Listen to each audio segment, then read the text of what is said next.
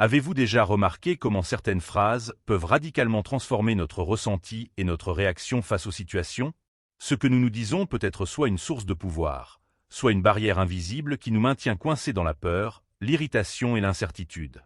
Mais que se passait-il s'il existait des phrases simples qui, lorsqu'elles sont répétées régulièrement, pourraient améliorer votre intellect, renforcer votre résilience et vous aider à prendre de meilleures décisions? Et si la véritable transformation commençait par la façon dont vous vous parliez?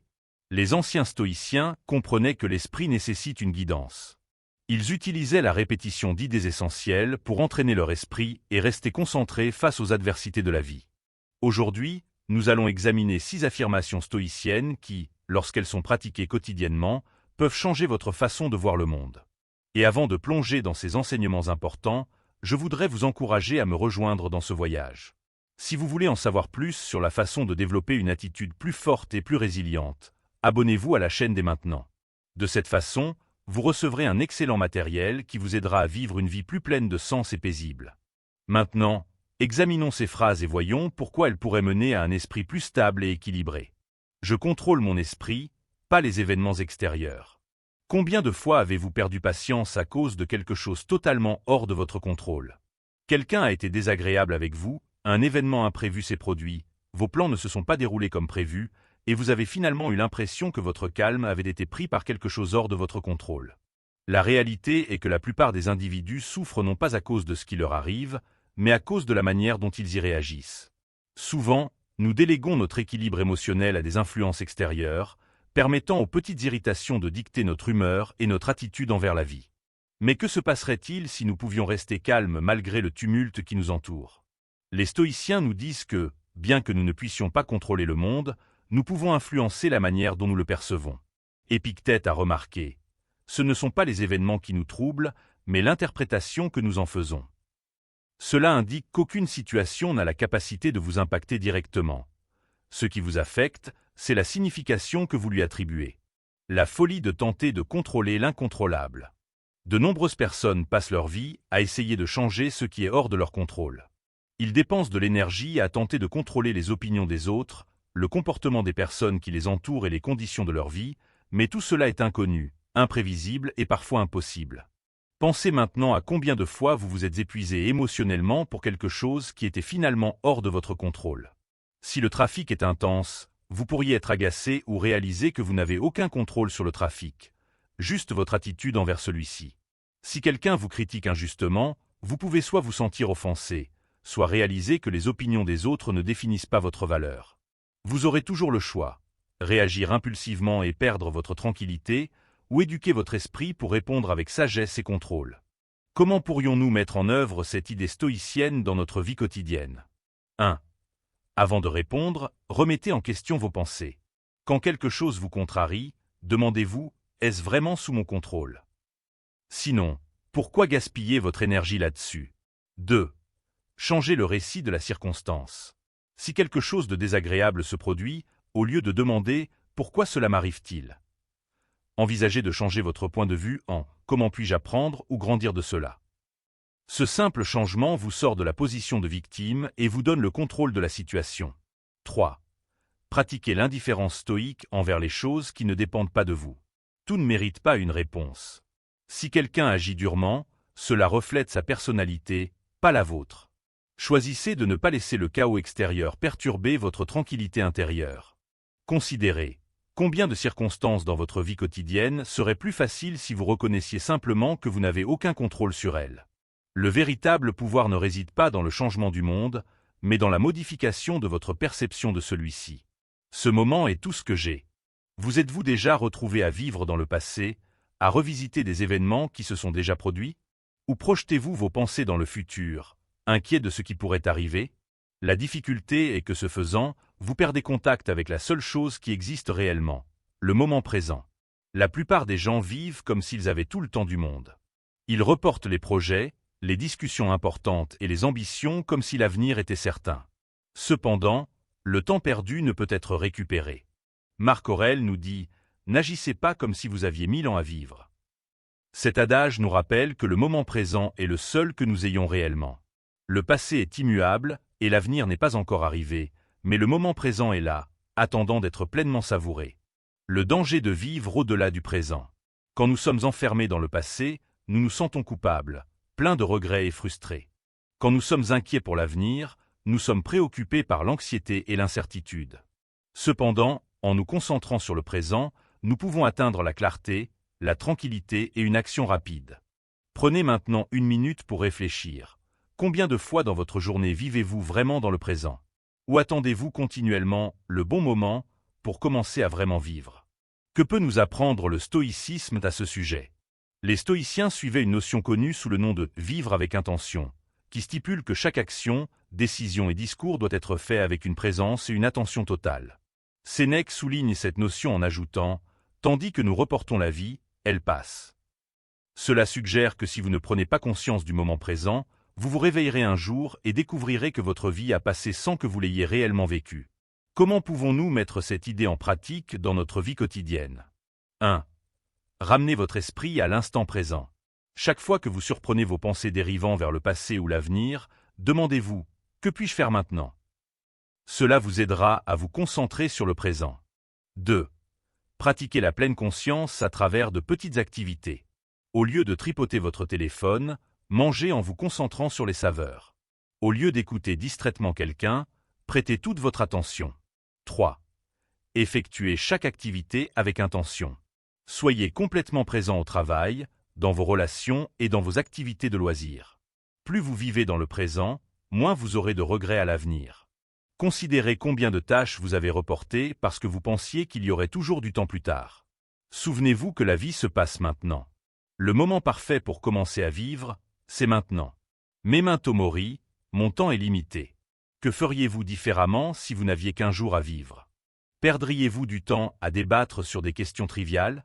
Perdriez-vous votre temps à vous inquiéter de l'opinion des autres? Ou bien appréciez-vous ce qui est vraiment important? Les stoïciens nous ont enseigné une notion forte appelée memento mori, qui signifie « souviens-toi que tu vas mourir ».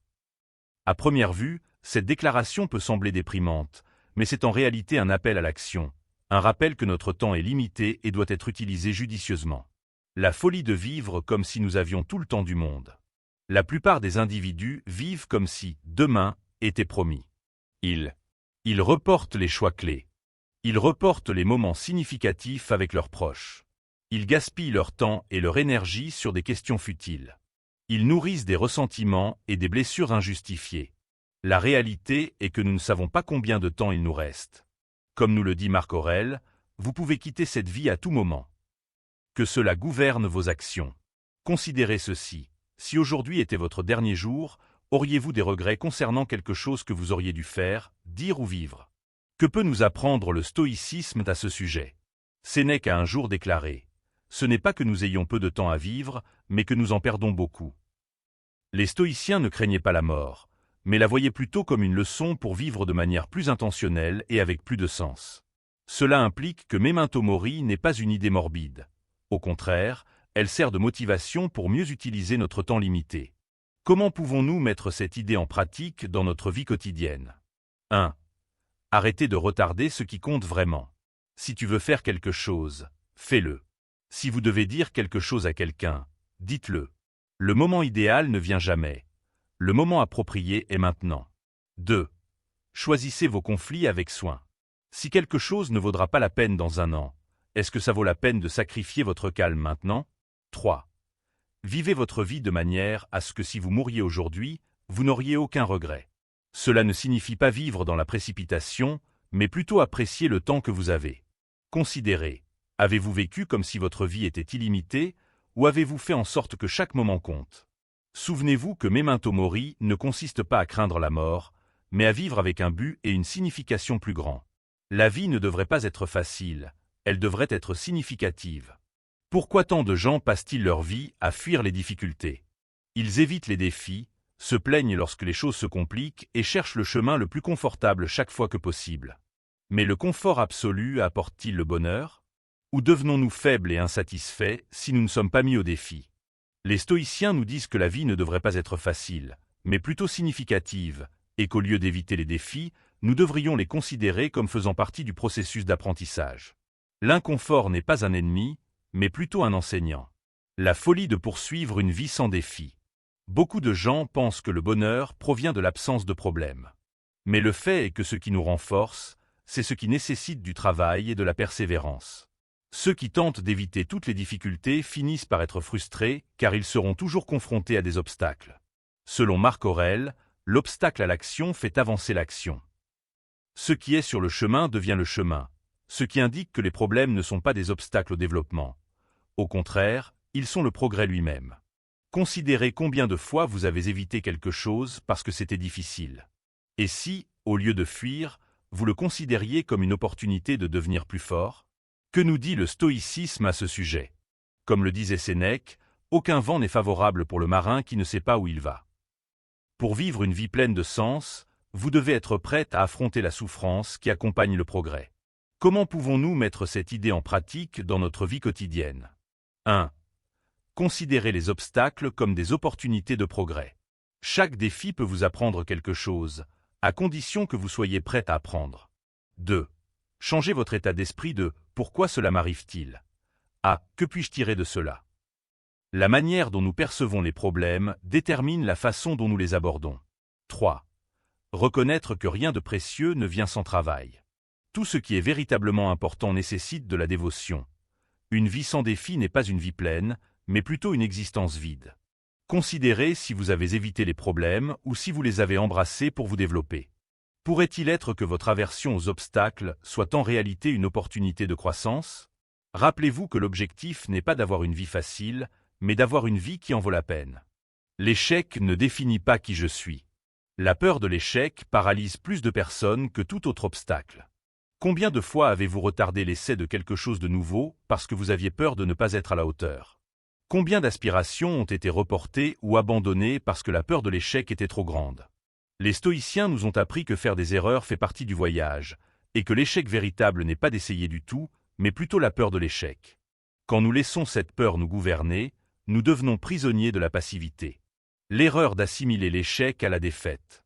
Échouer ne signifie pas que vous êtes incapable. Cela indique plutôt que vous êtes en train d'apprendre. La peur de l'échec vous empêche de réaliser votre plein potentiel. Qui ne fait jamais d'erreur, n'essaie jamais rien de nouveau et ne change jamais. Sénèque a dit un jour, « Errer est humain, persister dans l'erreur et de la stupidité, mais craindre l'erreur et de la lâcheté. » Cela suggère que faire une erreur n'est un problème que si vous n'en tirez pas de leçon. Considérez combien d'opportunités vous avez laissé passer parce que vous aviez peur de faire une erreur. Combien de fois avez-vous évité d'agir parce que vous aviez peur d'échouer? Que nous dit le stoïcisme à ce sujet? Selon Épictète, aucun grand homme n'est apparu sans défi. Aucune grande pensée n'a été forgée sans difficulté. Cela suggère que chaque revers est un pas vers le succès à condition de savoir en tirer des leçons. Comment pouvez-vous tirer parti de la peur de l'échec?